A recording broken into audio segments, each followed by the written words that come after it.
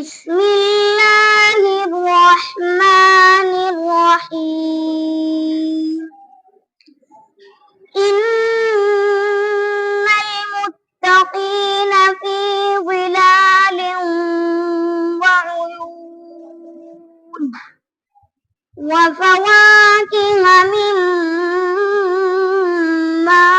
يشتهون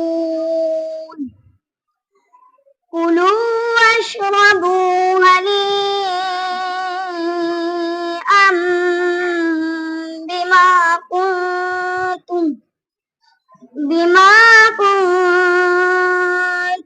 تعملون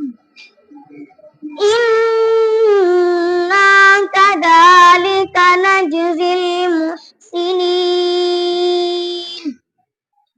ويل يومئذ للمكذبين كلوا وتمتعوا قليلا إنكم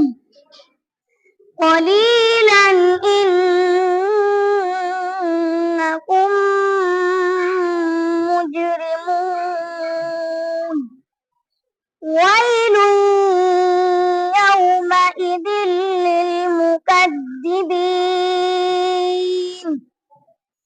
وإذا قيل لهم اركعوا لا يركعون ويل يومئذ للمكذبين